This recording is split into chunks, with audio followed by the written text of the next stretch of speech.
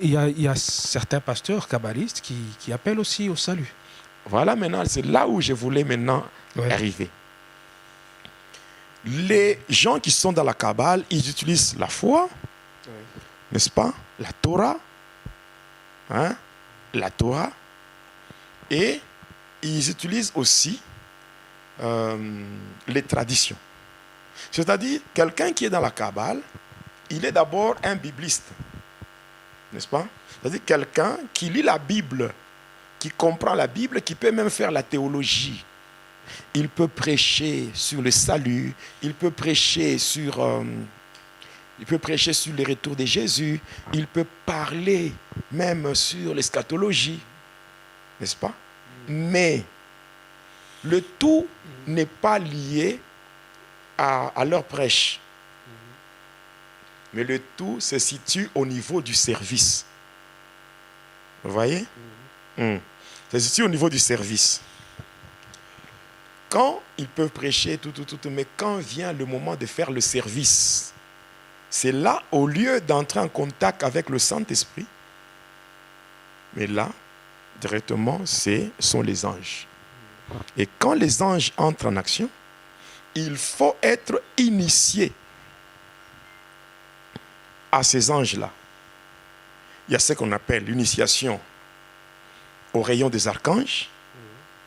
Il y a, quand on est initié, initiation au mystère des anciens des jours, il y a tout un tas d'initiations. Et ces esprits, quand ils viennent, ils commencent maintenant à opérer avec eux. Et en opérant avec ces esprits, qu'est-ce qui se passe? Il faut faire usage de ces éléments-là que j'ai cités, le talit, chauffard, kippa et tout ça. Mais au-delà de ça, il y a quelque chose de particulier qui doit se faire. Quelque chose de particulier qui doit se faire. Il faut connaître le mode opératoire de ces anges pour commencer à faire quoi? À commander les anges. Vous voyez? Commander les anges, libérer les anges. Je libère les anges, je commande les anges. Vous voyez? Or, c'est déjà une abomination. Parce qu'un ange ne sera jamais libéré ou commandé par un homme. Même si les anges existent, les anges ne sont pas au service de l'homme. Les anges sont au service de Dieu. Ne sont-ils pas des esprits au service de Dieu, envoyés pour exercer un ministère en faveur de ceux qui doivent hériter du salut? C'est ce que la Bible nous dit. Maintenant, quand quelqu'un déclare des choses du genre, je libère un ange pour ta prospérité, je libère un ange pour tes finances, je libère, allez, reçois, n'importe quoi. N'importe quoi. Déjà, à partir de là, lorsque la personne est en communion avec ces anges-là, il faudra deux éléments. Le premier élément, c'est quoi? C'est l'initiation à l'ordre du temple, c'est-à-dire le lieu de culte, le bâtiment doit aussi être initié. J'avais déjà parlé de ça. L'initiation à l'ordre du temple. Après, il y a ce qu'on appelle l'initiation progressive qui consiste à faire quoi? Qui consiste à attirer les gens dans le piège en les soumettant à certains rituels. Il y a par exemple la tenue vestimentaire où on va vous dire aujourd'hui c'est le culte du Saint-Esprit, tout le monde viendra habillé en blanc. C'est comme si on a vu le Saint-Esprit qui a la couleur blanche. Et on vous dira, venez avec des bougies, venez avec ceci, venez avec ces choses. Lorsque vous acceptez de faire ce qu'on vous dit et que ce qu'on a dit ne vient pas de Dieu, automatiquement vous êtes initié. Et ces gens-là, pour opérer dans leurs bêtises, ils ne font pas l'évangélisation. Ils ont ce qu'on appelle les anges de la moisson. C'est-à-dire qu'ils font ça. Il y en a d'autres qui font quoi? Qui enterrent au niveau de l'estrade là, qui enterrent des prématurés. On enterre des prématurés. Et lorsqu'ils vont pourrir, ils vont se décomposer, les nombres d'asticots ce sera le nombre de gens qui vont entrer dans l'église. Et ce sont les démons qui font ce travail-là, où les gens qui viennent ne viennent pas comme...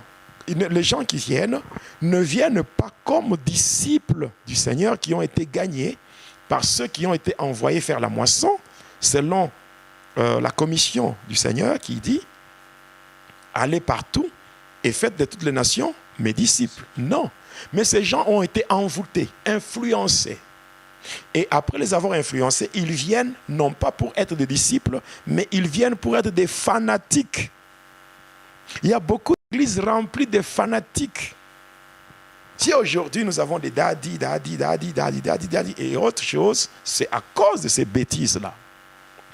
Maintenant, au-delà de ça, lorsqu'ils doivent maintenant entrer en action, je parle du premier élément, c'est-à-dire la prophétie. Dès qu'on est en contact avec ces esprits, ces anges-là, qu'est-ce qu'on faisait? Dès qu'on est en contact avec ces esprits, on peut maintenant utiliser ce qu'on appelle, la décalcification de l'aura. La décalcification de l'aura, ça consiste seulement à prendre, c'est-à-dire qu'on va te dire par exemple que toi tel que tu es là, tu as un appel puissant de Dieu. Mais il te faut seulement un petit recyclage. Il faut que tu sois un peu rodé, n'est-ce pas? Ils utilisent des mots. Et on va décalcifier ton aura pour que tu sois connecté à une énergie. Or, l'énergie à laquelle on te connecte, cette énergie, ce sont les entités. Or, ces entités, ce sont les anges déchus. Et quand ils viennent, la première des choses qu'ils vont faire, ils vont ouvrir le troisième œil. Et avec le troisième œil, tu vas tomber dans deux choses. Le troisième œil donne l'accès à l'astrologie et à la numérologie kabbalistique. Je ne sais pas si je me fais bien comprendre. Oui. Le troisième œil donne l'accès à la numérologie, et l'astrologie kabbalistique. Or, dans l'astrologie... La personne sera consciente de tout ça? Oui, oui. Dans l'astrologie, c'est là qu'on va trouver la divination. Et la divination, aujourd'hui, elle se présente sous forme de la prophétie. Et ainsi, et là, il y a ce qu'on appelle la prophétie par tâtonnement, qu'ils appellent eux-mêmes la voyance. Vous voyez? Bon, par exemple, tu t'appelles, par exemple, Charles. Je suis dans une assemblée, je suis en train de prophétiser.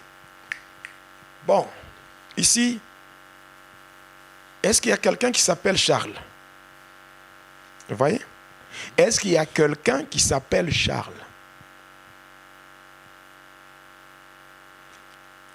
Bon, quelqu'un lève son doigt sur Charles, n'est-ce pas? Est-ce que le Saint-Esprit de Dieu, parce qu'il est dit dans 2 Pierre 1, 21, il dit, c'est poussé par l'Esprit de Dieu que les hommes ont parlé de la part de Dieu. Bon, si notre caméraman s'appelle Bonnie, est-ce que moi qui prophétise, je peux lui demander, est-ce que tu t'appelles Bonnie? Non. Dieu, poussé par l'Esprit de Dieu, je dirais, Bonnie, voilà, je commence à lui parler. Maintenant, pourquoi je vais lui demander? Donc il y a tâtonnement. Il y a tâtonnement parce que ça s'est fait avec le troisième œil. Le troisième œil, moi aussi je l'avais. Je peux regarder quelqu'un comme ça. Avec le troisième œil, je peux tâtonner sur son nom. Il s'appelle Charles. Je dis, est-ce qu'il y a Charlie? Par exemple, je dis Charlie. Avec le troisième œil, on voit d'une manière floue. Ok? Je dis, est-ce que j'entends, je vois Charlie, n'est-ce pas? L'autre dit, non, moi je m'appelle Charles. Vous voyez? Même si Charlie, c'est le diminutif de Charles, n'est-ce pas? Dieu, lui, il sait que celui-ci, on l'a nommé Charles, l'autre, on l'a nommé Charlie. Et lorsqu'il sera question de parler, il dira Charlie, ou bien il dira Charles, avec précision. Maintenant, quand il dit, est-ce qu'ici il y a Charles? C'est-à-dire qu'il veut que le Charles lui-même, puisse se manifester pour lui donner l'accès au champ d'action. Par exemple, je dis, est-ce qu'il y a quelqu'un qui s'appelle Teddy? N'est-ce pas quand tu lèves la main? C'est moi. Je dis, avance. Est-ce que tu peux passer devant? Lorsque tu quittes ta place, en quittant ta place, tu commences à avancer tu commences à venir devant.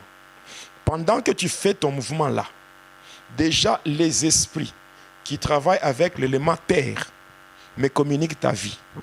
Et je peux maintenant te prophétiser. Et tu peux croire que ce que je dis vient de Dieu. Non, non, c'est le mouvement que tu as fait là. Bon, par exemple, je dis, ok, pendant que je te parle, ton numéro de téléphone, c'est le 081. Attends. 081. Je vois 16. Je vois 3. Je vois 0. Je vois 6, 7.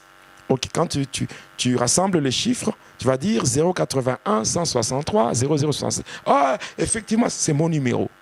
Ça, c'est quoi? C'est la numérologie kabbalistique à partir du 3e œil. Maintenant, quand toi, quelqu'un à qui tu n'as jamais donné ton numéro, il te dit ça, tu vois comment tu vas acclamer? Tu vois, toute l'église va acclamer. C'est ton numéro? Oui, c'est mon numéro. Prophétise, homme de Dieu. C'est ça. Et là, c'est quoi ça? La prophétie n'a jamais eu comme but de produire un spectacle. Okay. Non, ce n'est pas Dieu. Maintenant, là, parce qu'il y a des gens, quand tu le localises, il est difficile de percer le mystère de sa vie pour connaître sa vie. Maintenant, il faudra... Est-ce que tu peux faire 3 pas devant? Est-ce que tu peux reculer de 2 pas? Est-ce que tu peux approcher? Tu vois ma main ici? Tape dans ma main. Est-ce que pour parler de la part de Dieu, il faut que tu tapes dans ma main? Donc quand tu tapes dans ma main, c'est que j'entre en contact avec ta vie. Il y a 2 mains. Il y a l'une de main. C'est la prospérité. L'autre, c'est la vie. N'est-ce pas? Oui, c'est ce que la Bible dit. Et quand tu fais ça, tu touches dans ma main, tu tapes là-bas. À partir de ma main, n'est-ce pas, il y a des lignes. N'est-ce pas? Je peux me connecter à ta vie à partir de la chiromancie. C'est-à-dire, je peux prédire ton avenir à partir de lignes qui sont dans la paume de main. On appelle ça la chiromancie. Parce qu'avec la chiromancie, je peux, à partir de la main, me connecter à l'astrologie, qui fonctionne dans le domaine mystique avec le principe qui dit le soleil tourne autour de la terre. Or, il y a une différence entre l'astrologie et l'astronomie. L'astronomie est scientifique, l'astrologie est diabolique. Dans l'astronomie, on dit que c'est la terre qui tourne autour du soleil. La terre tourne autour d'elle-même, c'est la rotation. Et la terre qui tourne autour du soleil, c'est la translation. Donc il y a la rotation et la translation. Mais dans l'astrologie, c'est le contraire. Or, tout cela s'est fait à partir du 3e œil. Donc, ce sont des bêtises que l'Église doit dénoncer. Ce n'est pas que chaque fois que nous sommes dans l'Église, on doit nécessairement prophétiser. Non. Il y a des guérisons qui se font. Il y a des miracles. Il y a des prophéties. Des choses qui n'ont rien à voir avec Dieu. Je peux vous dire comment ça se passe. Dès qu'on est en contact avec ces esprits-là, il y a ce qu'on appelle, quand on est en contact avec ces esprits, au-delà de ces esprits, on va vous apprendre, comme ce qu'on nous disait à nous, que quand vous êtes dans la Kabbale, vous devez aller dans les églises et là, vous vous faites passer comme des serviteurs de Dieu, en train de combattre le mal. Les gens qui sont dans la Kabbale, ils prétendent combattre le mal. C'est-à-dire, il y a un principe qu'on appelle la conjuration du roi. On dit, ce n'est ni de l'Orient ni de l'Occident que vient l'élévation. Mais l'élévation vient de l'Éternel. Et là, il y a ce qu'on appelle, il y a l'Orient, l'Occident, il y a le Midi et le Septentrion. Et là, il y a, on appelle ça le 4 coins du monde. À partir de là, il y a ce qu'on appelle la prière de la conjuration des rois. Et la conjuration des rois s'est faite avec Mogoa, Égime les Grands, Baémon et Amaémon. Maintenant, à partir de là, il y a un pentacle puissant. C'est ce qu'on appelle la croix des éléments. À partir de là, il y a ce qu'on appelle, il y a l'air, il y a la terre, il y a l'eau et le feu. Maintenant, qu'est-ce qui se fait? On utilise un livre de la Kabbale qu'on appelle le Grand Grimoire ou le Dragon Rouge, l'art de commander les esprits terrestres, aériens et infernaux. Et à partir de là, on a ce qu'on appelle les démons, qui sont aussi au nombre de 72. Maintenant, quels sont ces démons-là? Ce sont les démons qui agissent dans des familles. Et ces démons, quand vous prenez 72, n'est-ce pas? Vous divisez par 4, vous avez 18. N'est-ce pas? Et quand vous faites 18 fois 4, ça vous donne 72. Et ces esprits-là sont commandés par un kabbaliste qui est en contact avec les anges. Et ainsi, il y a des démons, tels que les démons de... Il y a les démons de maladie, sorcellerie, blocage, tralala, tout ça. Maintenant, qu'est-ce qui s'est fait? Lorsque un kabbaliste est en train de faire ce qu'on appelle le service, en faisant le service au travers de la fausse prophétie et ce qu'on appelle la manipulation, il est capable de se connecter à vous, passant maintenant par les esprits. Si par exemple, il veut agir sur vous, automatiquement, au travers de certains mouvements qu'il va vous faire faire vous-même, au travers de ces mouvements-là, vous allez lui donner vous-même accès à votre vie. N'est-ce pas? Quand il dit, tourne-toi comme ça, ou avance un peu, est-ce que tu peux taper dans ma main? Vous voyez toutes ces cérémonies-là? C'est pour lui donner un champ, pour lui donner l'accès à votre champ d'action. Et ainsi, quand il parle comme ça, les démons qui agissent dans la terre, si par exemple votre vie a été liée par les esprits des eaux, il y a élément eau, il y a terre, il y a feu et air. Et au travers de là, il peut avoir les informations sur vous. Et maintenant, les anges peuvent se manifester pour chasser l'esprit, par exemple, que la famille avait mis sur vous. Vous pouvez même tomber et on parle de la délivrance. Or qu'en réalité, il n'y a même pas de délivrance. C'est seulement un démon supérieur qui ordonne à un démon inférieur de partir. Et quand il part, on va à une manifestation et puis on va chercher un autre démon, on va le mettre là-bas et on change.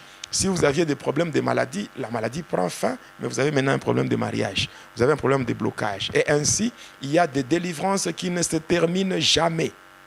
Et ça devient tout un cycle et les enfants de Dieu se retrouvent soumis à de telles histoires jour après jour. Et c'est comme ça que les églises sont devenues des lieux de spectacle où les gens ne vont pas pour communier avec Dieu, les gens vont pour communier avec les démons, les gens vont pour assister à des spectacles, à des prophéties fabriquées par les démons. Et tout ça, il n'y a aucune gloire de Dieu. Voilà pourquoi moi j'interpelle les enfants de Dieu. Je dis ceci. Jésus-Christ ne nous a pas promis la gloire, mais il nous a promis le Saint-Esprit. Si nous opérons avec la puissance du Saint-Esprit, nous verrons la gloire de Dieu. Si nous opérons avec le Saint-Esprit, il n'y a aucun démon qui peut nous résister. Si nous avons le Saint-Esprit, nous pouvons prophétiser. Pourquoi? Parce que nous sommes un peuple prophétique. En ce temps de la fin, selon Joël 2, 28 à 29, la Bible dit, après cela, je répandrai de mon esprit sur toute chair. Vos fils et vos filles prophétiseront. Vos vieillards auront des songes et vos jeunes gens auront des visions. Et même sur mes serviteurs et mes servantes, je répandrai mon esprit. C'est-à-dire que nous tous, nous sommes un peuple prophétique. Lorsque l'Esprit de Dieu est sur vous, vous pouvez parler de la part de Dieu. Vous devenez un prophète. Mais vous n'êtes pas un prophète de ministère, mais vous êtes un prophète parce que vous êtes Vous faites partie d'un peuple prophétique, l'Esprit de Dieu étant sur vous, vous parlez de la part de Dieu. Mais un prophète de ministère, on le découvre par sa façon de décortiquer le mystère de Christ. Aujourd'hui, il ne faut pas qu'on reste avec ces histoires, les aventures des prophètes. Les prophètes qui sont là pour diviser des familles, des prophètes qui disent des histoires, et tout, et tout, et tout. Écoutez, même un diacre de l'Église peut parler de la part de Dieu. Même une simple choriste peut parler de la part de Dieu si elle est saisie par l'Esprit de Dieu. Même un enfant de l'école de dimanche peut parler de la part de Dieu. Parce que la Bible dit, vos jeunes gens auront des visions. Vos vieillards auront des songes. Il y a des enfants qui font des rêves, qui font des songes. Ils vous expliquent quelques temps après, ça se réalise. Donc, tout aujourd'hui, tout dépend maintenant de notre sensibilité au Saint-Esprit. C'est tout. Nous devons vivre la vie de manière libre. Aujourd'hui, les gens vont dans les églises, mais ils n'ont plus la paix. Ils n'ont plus la paix à cause de ce que font les hommes de Dieu. Vous voyez, par exemple, j'étais quelque part avec quelqu'un. Et j'entends le prophète dire, tu vois, tu es né telle date. Et Dieu me dit, comme tu es né à telle date, aujourd'hui tu totalises 18 ans. Tu dois faire l'offrande de 18. 18, alors tu vas donner $180. Pourquoi ça? Pourquoi? Oh, tu as été sacrifié dans le monde de ténèbres, mais pour que tu vives cette année, tu dois donner l'offrande de l'année. Donne l'offrande, telle offrande fois 12, parce qu'il y a 12 mois, tu vas faire ça. Pourquoi? Là où il y a l'Esprit de Dieu, là aussi il y a la liberté. Ne faisons pas des enfants de Dieu des esclaves. Ce que Dieu ne nous a pas dit, il ne faut pas le dire. Maudit soit celui qui dit Dieu a dit pendant que Dieu n'a rien dit. Pourquoi fabriquer des histoires? Pourquoi faire des enfants de Dieu des esclaves au nom d'un don que tu as reçu? Tu as reçu gratuitement, donne aussi gratuitement. Il ne faut pas commencer. Non, si tu ne donnes pas cette offrande, tu vas mourir. Ah, c'est comme si tout le monde a l'argent. Par exemple, vous trouvez quelqu'un, vous lui dites, nous devons faire tomber la mort. Et Dieu dit, il faut que tu fasses un sacrifice. Et ce sacrifice, c'est de $300. Bon, la personne cherche d'abord $10 pour son loyer ou $10 pour le manger. La personne n'a pas encore trouvé. Elle va seulement trouver $300. C'est-à-dire, je n'en ai pas. Si tu ne trouves pas, c'est ton problème. Hein? Tu risques de mourir. Donc Dieu, par manque de $300, peut accepter la mort d'une âme parce qu'un prophète a parlé. Vous voyez comment on a introduit le terrorisme même dans l'église. On a introduit le terrorisme dans l'église. Parlez de ce que Dieu vous a dit. Parlez de ce que Dieu vous a dit. Prêchez la vérité. Restons dans la sainte doctrine. Obéissons et soumettons-nous au Saint-Esprit. Faisons ce qui est correct et Dieu ne manquera pas à nous faire du bien. Au lieu de faire tout ce que les gens font aujourd'hui. Alors les enfants de Dieu, 1 Corinthiens 7, 23 dit ceci. Vous avez été rachetés à un grand prix. Alors ne devenez plus esclaves des hommes. Donc je demande aux enfants de Dieu de faire très attention. De ne pas être des esclaves des hommes. Même moi, pasteur Jonas, si je prêche ce que je dis, lisez ça, donc vérifiez ça dans la Bible et soumettez-vous au Saint-Esprit. Vous verrez que le Saint-Esprit va accompagner ce que vous avez entendu, lui-même par sa puissance, et vous verrez qu'il y aura l'accomplissement des choses surnaturelles qu'on appelle miracles. Hein, le miracle, en fait, c'est la glorification du Christ par le Saint-Esprit au travers des interventions surnaturelles. Donc c'est ça. Donc restons vraiment de chrétiens, des enfants de Dieu, restons dans la vérité et le Seigneur ne manquera pas à nous faire du bien.